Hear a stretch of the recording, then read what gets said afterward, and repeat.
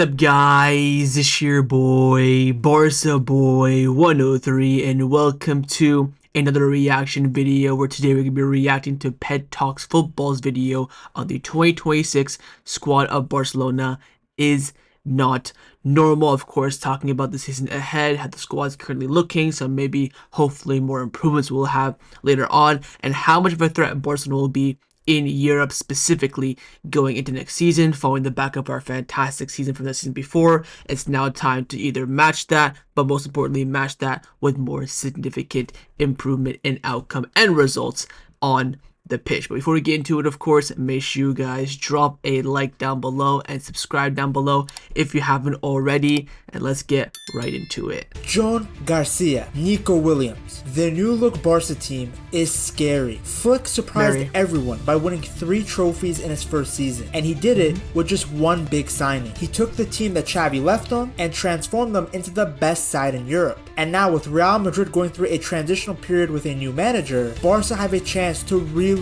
dominate La Liga.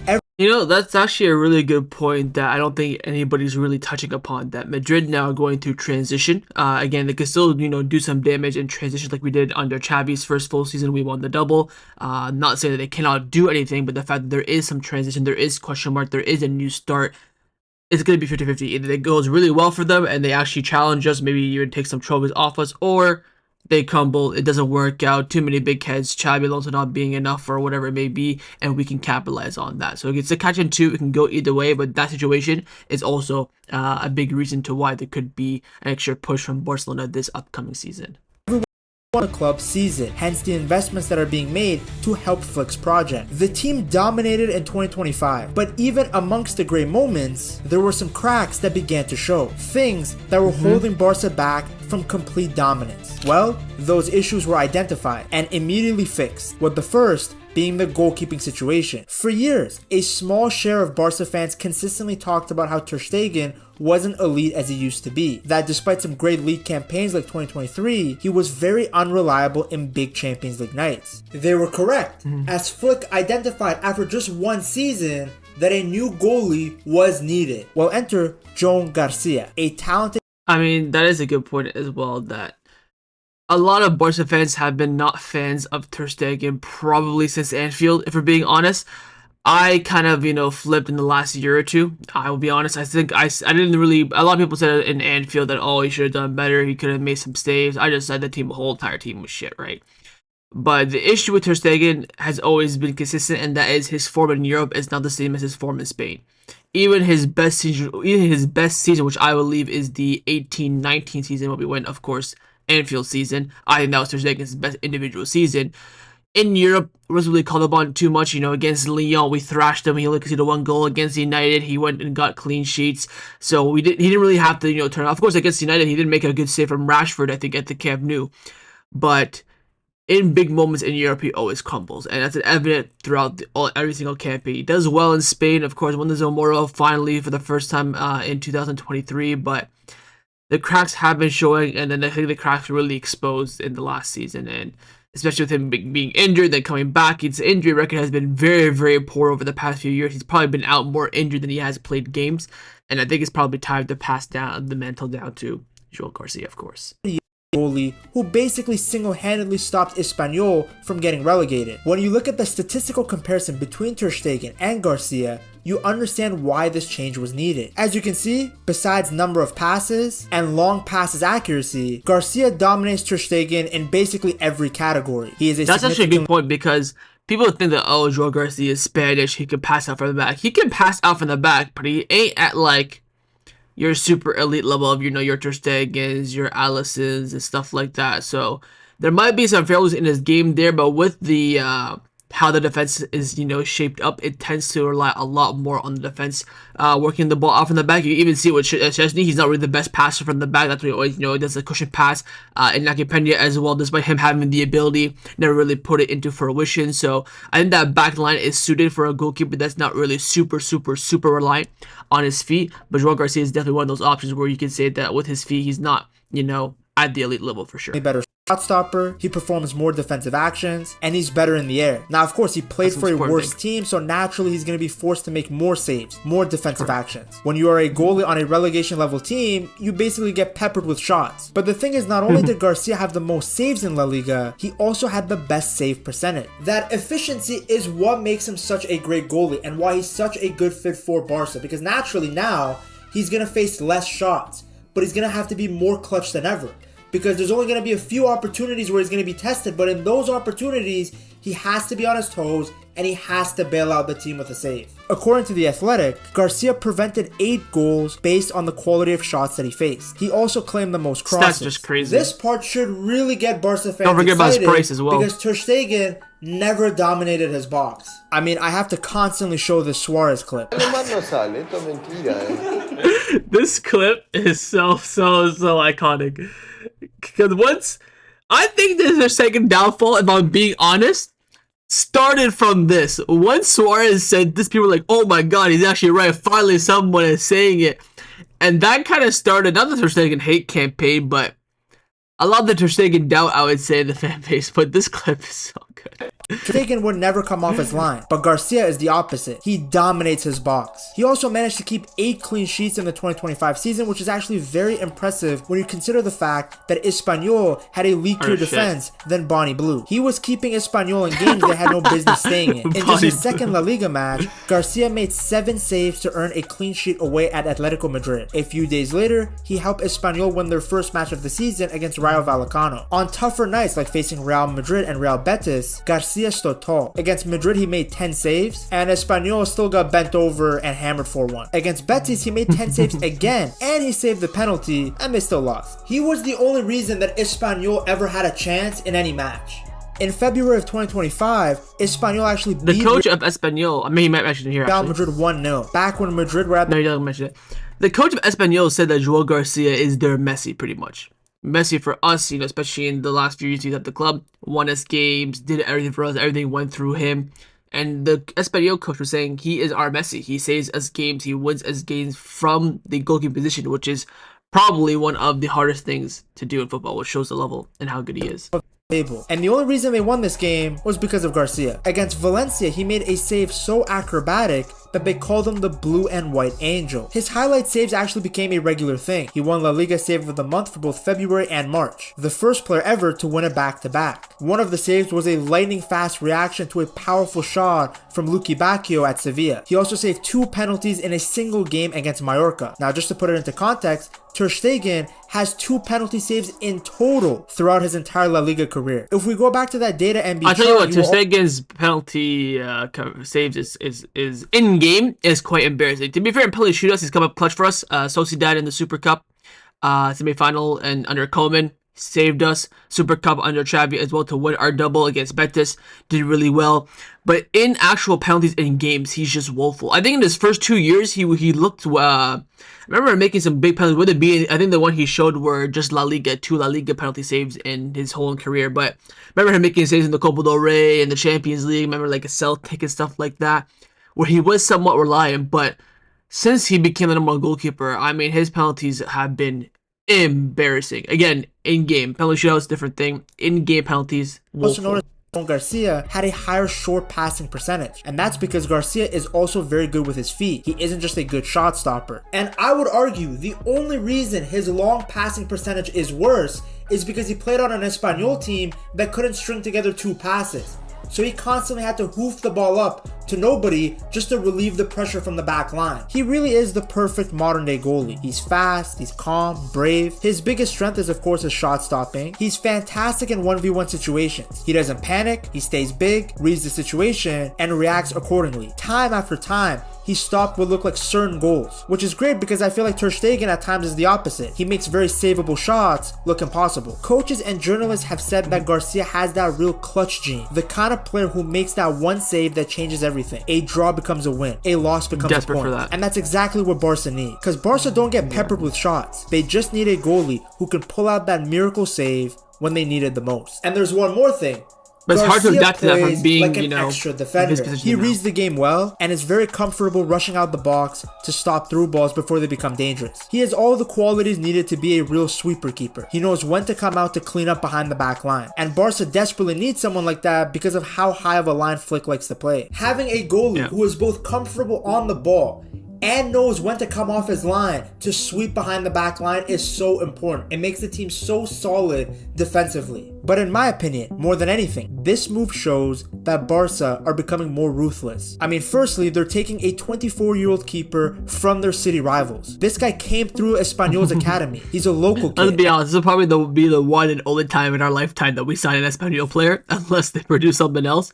But Barcelona only will go for Espanyol players if they're that, to give you that wowzer factor. There've been a few that played for Espanyol in the past, like, your Coutinhos, your Braithwaite's, Ernesto Valverde, Jordi Cruyff. But these are all kind of like they had their time at Barcelona, then they went over there. From Espanyol to Barca, it's quite rare. Quite rare. And they just casually brought him in. Then secondly, it's a sign to Ter Stegen that times have changed. He had gotten too complacent, never wanting any competition. Remember, it was Ter Stegen who essentially forced the club to sell Bravo in 2016. He said he doesn't like the goalkeeper system and he will leave if he isn't between the sticks for every match. Then there was the report that came out that Ter Stegen refused to address the fans during the La Liga celebrations at the end of the 2025 season. Apparently he was frustrated over his limited playing time. But he thought he was going to go straight back into the lineup during the business end of the season after he had just recovered from a long-term injury. I think Ter Stegen, his ego got to him a little bit. Gets the arm bent thinking, I need to play and stuff like that. That's just embarrassing. For someone who actually, went through the struggles of having a keeper that was ahead of him, to then say, I'm not going to give a speech because I should have played more games. I should have played against Inter in the semifinal. Are you high? You've been inactive for 9 months. You want us to play our biggest game of the club's, recent history in the last 5-7 years? Get a life, for real. Also, let me remind you guys, he wasn't looking that great before the injury either. Then it gets worse. Another report came out that stated Ter Stegen refused to travel to Milan for the second leg of the Champions League. Reportedly, he had asked Deco to talk to Flick about his playing time. Yeah, he didn't even look the manager in the eye to make this request. He had to have a third party do it for him. Then when Flick naturally said no, Ter Stegen didn't go with the team. Keep in mind, this guy's the captain. He's supposed to be a leader in the dressing room. Injured players flew to Milan to watch that game, but Ter Stegen was clearly more invested in himself than the team as a whole. So when you add up all these events, all reported by some credible sources, it's obvious that a keeper change was so desperately needed. Not only is the current version of Joan Garcia better than Ter Stegen, but it was time to turn over a new leaf. It was time for a new era. And it took Flick just 1 year to realize this. And keep in mind, Flick also knows Ter Stegen from the German national team, so he has literally zero faith in the German goalie. Garcia doesn't just help the team now, but he's also the future of this club. And it's nice now because players know, do not be complacent. There is no room for complacency and nostalgia about what you did in the past when the club is trying to win a Champions League. Now, while the keeper situation... If you think about it as well, the Club de Amigos have all left in the past few years. Your Jerry's, Busi, Jordi, Roberto, Ter Stegen. Ter Stegen's kind of like the last one. And he wasn't really part of Club de Amigos, but he was kind of looking up to them. So, shows how quickly we moved. It was also time for Barca to strengthen their attack. And who better than Yamal's son? What's great about this signing is that we have already seen what an attack with these two looks like. Just watch Spain's first goal against England in the Euro 2024 final. That entire campaign was a taste of what these guys could achieve together at Barca. A dynamic duo capable of punishing any team. Look at their touches versus Italy. They basically took turns raw dogging the Italian fullbacks. Nico Williams was so good that match that he won man of the match without a goal or assist. And imagine this is all in the space of 8 games only, international play. Imagine during a full season, games in and out, games every other day, the chemistry would build, the fluidity would build. Scary, scary, scary. One of the lasagna lovers could defend him. Then after, he completely cooked Georgia. A beautiful individual goal that was a reminder that he is the type of winger that can create something out of nothing. In that match, he also became the only player on record at the Euros since 1980 to score a goal, assist a goal, and complete 100% of his passes in a game he started. And of course, in the same match, Yamal was making history on the right side by creating the most chances ever by a player under 21 in a Euro knockout game. I'm telling you, these two, they're two peas in a pod. They're practically For dating real. each other at this point. And then of course in the final they linked up again. And yet another man of the match performance from Nico Williams. Like, all the hype around the tournament was about Yamal, and it should have been he was fantastic. Then Rodri ended up winning the Euros player of the tournament. But Nico Williams deserves a lot of appreciation for how good he was in the entire campaign. Such a good player. He has all the qualities that Hansi Flick is looking for in a winger. He stretches the pitch, he takes on his man, and he runs non-stop. That kind of relentless engine is exactly what the German is looking for. The biggest advantage of signing Nico Williams is that Barcelona have yet another top dribbler. Just like his Spain teammate Yamal, Nico is no It was about time. We lacked a lot of dribblers in the team last season. The only really one we did have was Lamine. Of course, Rafinha completed some dribbles and stuff like that. One point that I don't know if he's going to mention or not, but I'm going to mention him now really quickly is, do not forget the prices of these two players. Absolute bargain, especially for Joan Garcia. For Nico Williams, I think it's a market opportunity. I think Nico Williams is probably valued at around 80 million-ish, and he's going for about 60, so he's about 20 million under. It's not really, it's cheap, but it's not like, you know, like a Joan Garcia who's probably worth, I would say, 50, getting him for 20, and again, getting him for 25, which again, goalkeeper value is a bit different than outfield players. But the price of these two players is also very, very remarkable as well. known for constantly beating defenders with his speed and skill. In the 2025 season in La Liga, only Yamal had more successful dribbles per 90 minutes than Nico, and across Europe's top 4 leagues, only Doku had more than them both. Having a left winger that can cut inside is going to help Barca create so many more chances. Oh my god, because when Nico Williams dribbles real. into the middle of the park, it creates chaos for the opposition. They have to make a decision on the fly. Does the fullback follow Nico into the middle, or do they pass him off to a midfielder? And imagine, at the same time that he's cutting in, Balde is overlapping him. That much pace and power on one side is running in behind, for any almost to the back line right. to deal with. Then with the ball, Scary. Williams can create more chances for players like Rafinha and Yamal. Because I want to remind you guys, Nico Williams is not coming in to replace Rafinha. He's coming in to add another profile to the team to make Barca better. With Nico, That's a fantastic point. Nico coming in gives Barcelona so many more options. Again, you would have Nico on the left, Dani Olmo or Rafa in the middle. If one of them gets injured, you can put maybe Rafa on the right-hand side, Nico on the left, and someone at the 10 for a minute or Olmo. You could have Lamine, of course, on the right, Nico on the left, Rafa on the 10. There's just so many different options. But the most important thing is the competition and coverage. That is what we desperately need, the squad depth to rely on these players. We'll wait and see how the team lines up with competition and stuff and player form and things like that, but that's also, you know, probably the main reason for this signing as well. on the left, Rafinha can play through the middle as the 10, and we have already seen him cook there. And now, no team can double Yamal, because that will leave Nico Williams and Rafinha too open. And as you saw in the Euros final, Nico Williams on his own is too deadly. The reason that Rafinha works so well as an attacking midfielder is because under Flick, his best quality is his relentless runs in behind, which now he can do more of through the middle because he has more freedom. Like sometimes when Exactly. If you look at Rafinha's role, yes, he predominantly played as a left winger when the lineups came out, but he's playing as a left forward essentially. He was playing on the right. He's basically playing in that middle space between the box. He's basically playing as a second striker already. So moving him there and then having that second striker and then someone occupying that left space, not Balde on his own, but another player as well. Scary hours. having these discussions, I feel like people don't watch Barca. Balde was way more of a left winger than Rafinha was. Look at the difference in the heat map between the Brazilian and Nico Williams from the 2025 season. As you can see, despite both being a left winger, they look at that 10% for Rafa. He basically plays as a 10.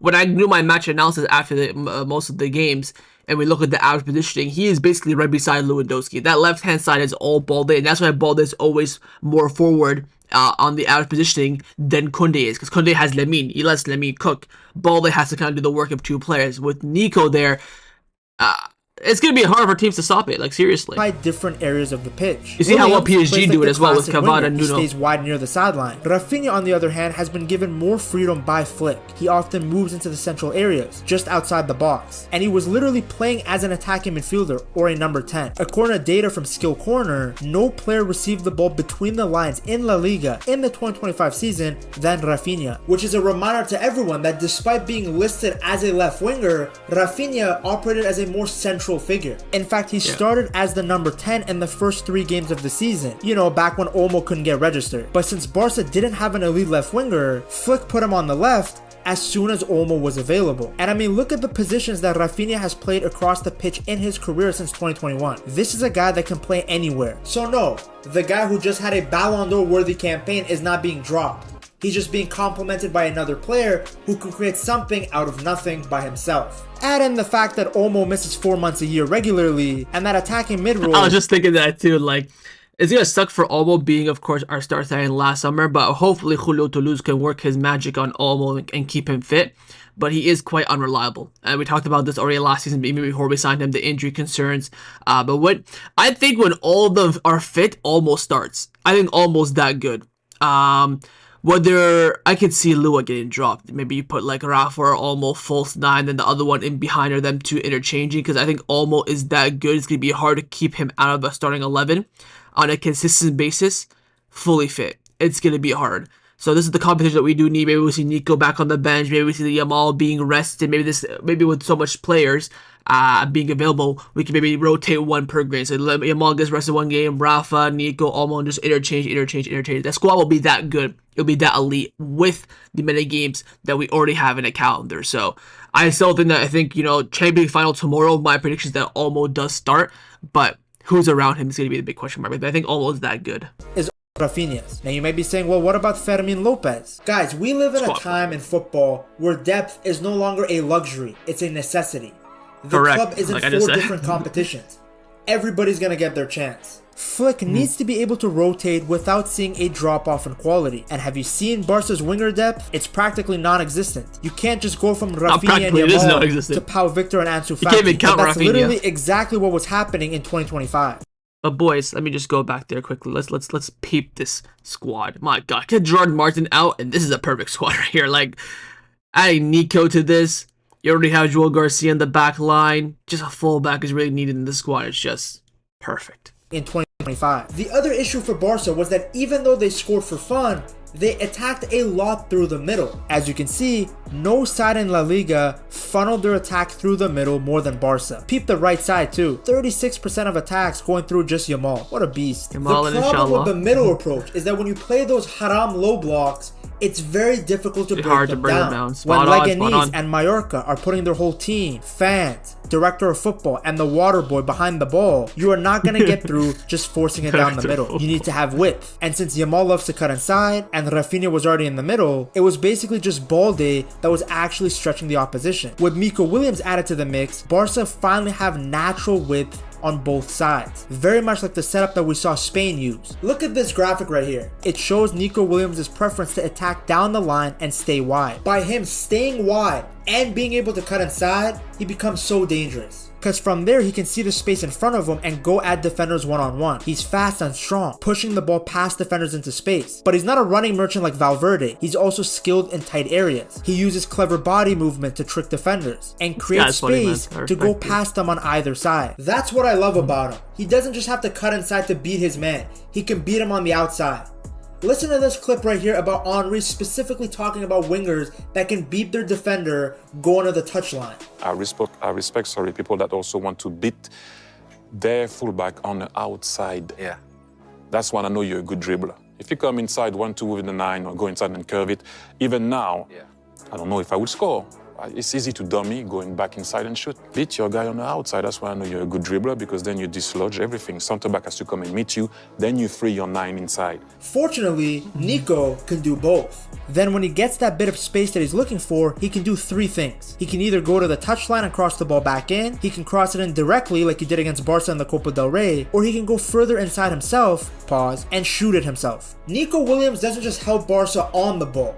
His off-the-ball movement and pressing is also perfectly suited for the way that Hansi Flick likes to play. In the 2025 La Liga season, he made 112 high turnovers, which is a stat that measures how many times a player won the ball back in advanced areas. Guess who were the only 2 players that had more of that stat than him? Rafinha and Yamal. So his hunger to press and win the ball back means Barcelona's pressing will stay strong wherever he is on the pitch. For me, he's a player who will only get better when surrounded by more talent. It's pretty obvious from watching his performances for Spain. For those of you worried about his output, don't be. Remember, Rafinha never had a season where he scored more than 20 goals before Flick came in. And now under the German manager, he's putting up Messi and Ronaldo-esque numbers. Flick, he's like steroid for wingers. It's such a low-risk, high-reward signing. He's already adjusted to the league and the country, he's friends with everyone on the team, and he's a player who has so much untapped potential. What's great is that Barca aren't even done with their signings. They are reportedly still trying to sign Rashford for more depth, even with the signing of Nico Williams. That would be huge because Rashford is another left winger that can do a lot of damage. With lower wages, that's a great player to have in the team because his issue of being inconsistent, it's irrelevant for Barca because they're not relying on him every single week.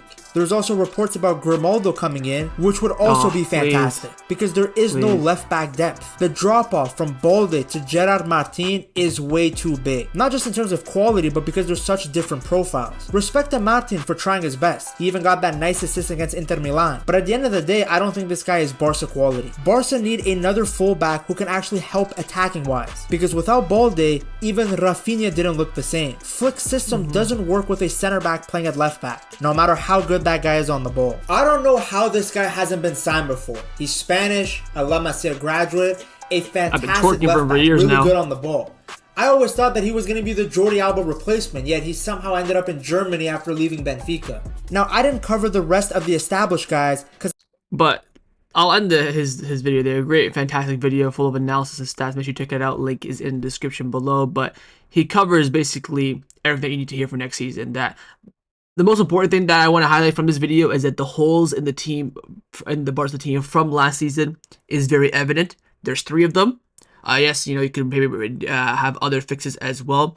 And we just have to go out there and fix those 3. We fixed 2 of them already. We just have to fix 1 more in the next 2 months. Hopefully, we end up doing that with anybody semi-decent. And then, of course, that is when we can actually the squad come to fruition. I hope and I pray that by the Joan Gamper, the squad is, bar maybe a few exits, is up to scratch. Of course, exits like, Ter Stegen will take a while because we gotta, bench him and say to him to fuck off like 8,000 times for him to leave. But we are looking scary next season. I think we're the best team in Europe already. Yes, PSG have been cooking. They have been playing more games than us since, and they're on the world stage a bit more. Maybe you can say on form, they are the best team. But I still think from last season, even if you count the Champions League final, I think Barcelona had a better season and have been better than PSG. I think the match to make, of course, is Barca versus PSG. Probably the 2 best teams in the world, but I think that we would beat PSG, 6-7 times out of 10. And with these additions now, that percentage could go up even higher. And the fact that the board that like Deco and Laporta and like Masip, Boya and Kurkic are identifying the problems and making the improvements and adjustment quickly and effectively shows that they're doing their part, and it's now down to the players to do their parts next season. But of course, in the comments down below, let me hear your thoughts on the video. How confident are you for Barcelona going to next season? Are there any other improvements you think this team does need going into next season? Of course, if you did enjoy, drop a like down below, subscribe if you haven't already, and I'll see you guys next time on the channel. Take care, and Forza Barca.